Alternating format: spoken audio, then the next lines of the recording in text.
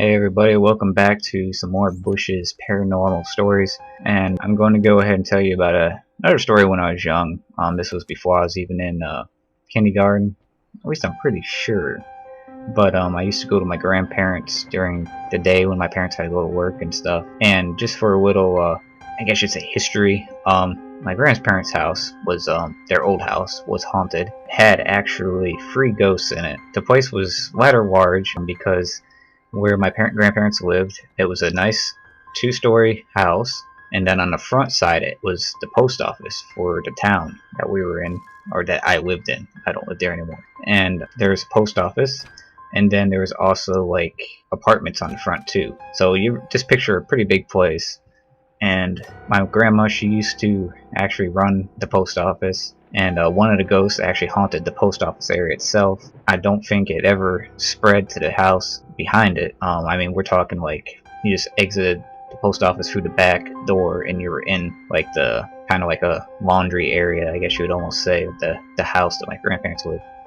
And there was an old woman that haunted that place because she was forced to retire from that she was getting too old, and they basically just told her no more, you have to go. And so she hung around and kind of wreaked a little bit of havoc while my grandma was working there, as well as with my sister. So I guess I'll kind of branch off into that story since we're on the subject. As far as what stuff happened, I was never too clear on what happened. I didn't hear all that many stories.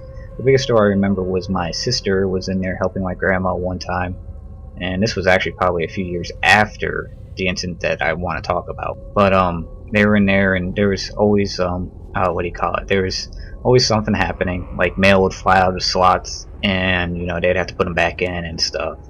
And the one time my sister was working with my grandma, there was these books on a top shelf that were, you know, securely put up there, and there were, I guess, some big old thick books and some binders and whatnot were actually pushed off and landed in front of my sister on the counter. And of course my grandma started yelling at the ghost, you know, leave my granddaughter alone, you know, you need to get over it and move on type deal. So nothing too big. I mean, that was pretty big. I mean, when you have stuff thrown at you, you know, that's a pretty chilling thing to happen. But I wasn't there, didn't witness it. I heard about it. Then there was supposed to be another ghost that was in one of the apartments. I'm not sure exactly. I'm trying to really whack my brain.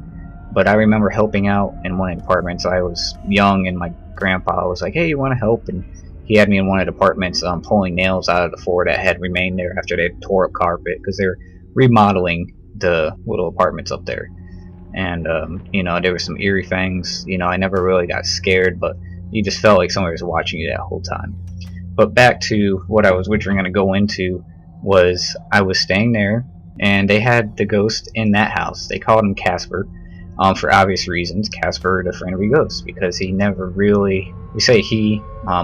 I guess my grandma knows it was a guy, but she's kind of a sensitive in that area. You know, we just refer to him as a he because, well, plus the thing I'll get at later on in the story too. But so anyway, I'd be staying there when my parents were at work and I wasn't in school and all stuff, or during the summer times and whatnot. And I remember one day I was in there sleeping. It may have been a weekend because I remember watching like a NASCAR race or some type of race on the TV in this back living room. I call it the back living room because this place was pretty big. So we had the front living room, and then you had this like great room in the back part, big enough to where when we had Christmas and stuff, when the whole family got together, we would meet in there, and that would be like the big area to unwrap, because it, you know, it was big enough to hold everybody, and or at least it seemed like it was big. You know, everything's big when you're young. They had this big sectional couch and chairs and stuff in there, but I was laying on the floor, and I remember I was dozing off, and I had felt like there was something in there with me, but I had kind of known. My grandma had told me, and everybody, you know, if there's anything, it's just Casper. Don't be afraid. Just tell him to leave you alone. He'll go away. Well, I was laying there in and out of sleep, and I remember my grandma calling me for lunch, or yeah, I guess it was a lunch. So, like I said, I think there was a race on the TV. I'm pretty sure it was NASCAR. So that would indicate to me that it was on a weekend or a Sunday.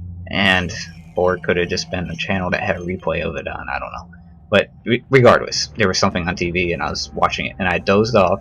My grandma had called to me telling me that it was lunchtime. I kind of woke up, you know, because I was in that state where you're kind of asleep but you're not really asleep, you can still hear stuff.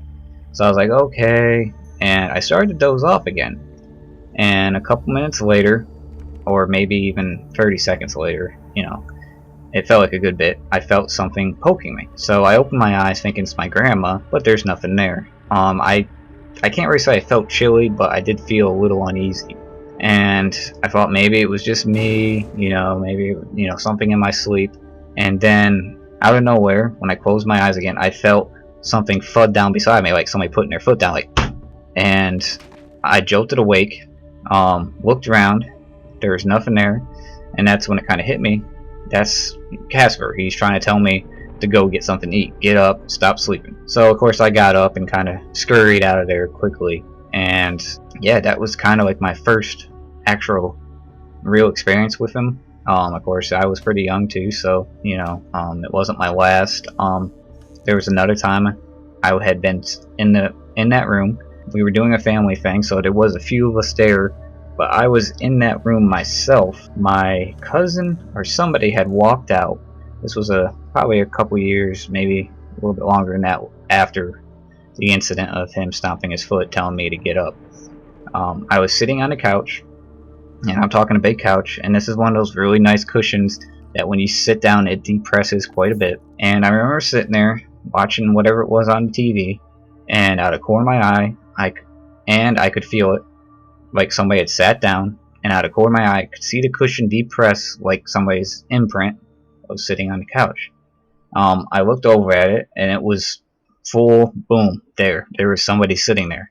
I got cold chills, probably just out of being scared, and I kind of just looked there and I said, Casper, you know.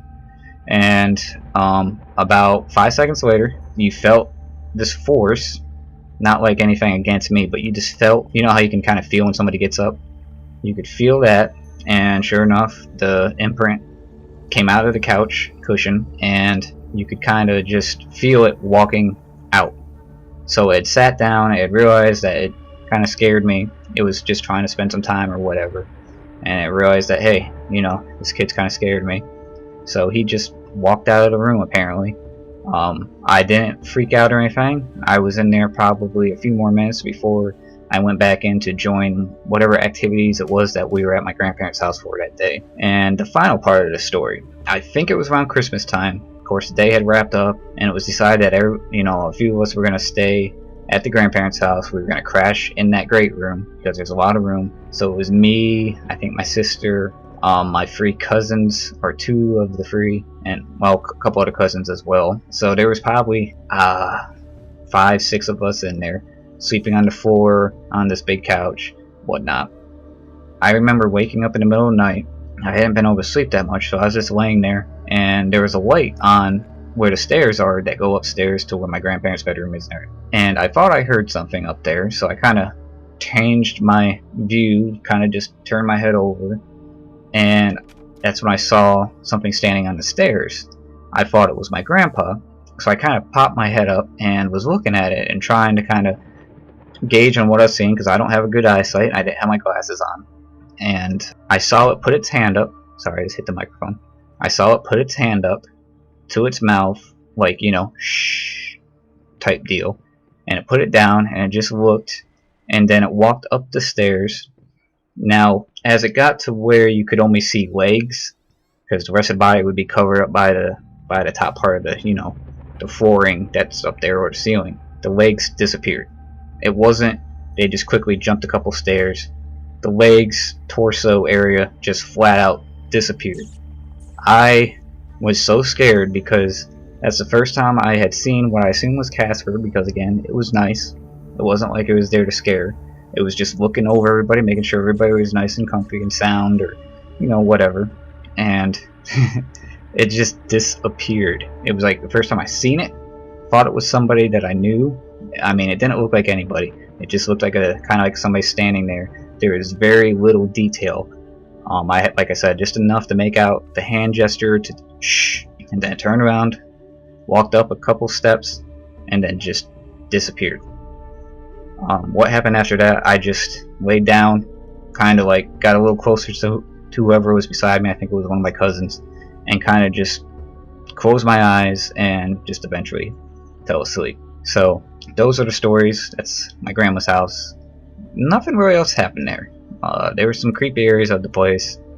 They had a basement, which I actually never went down in, but I never wanted to. Whenever somebody went down there and I was standing up at top, I never had any, never wanted to go down there. I'm pretty sure it probably wasn't that scary, but being that this place is haunted, you've experienced stuff, you don't want to do that. So I hope you enjoy that story, and like I said, if you have any experiences, leave them in the comments or send me a message if you don't want other people to see it.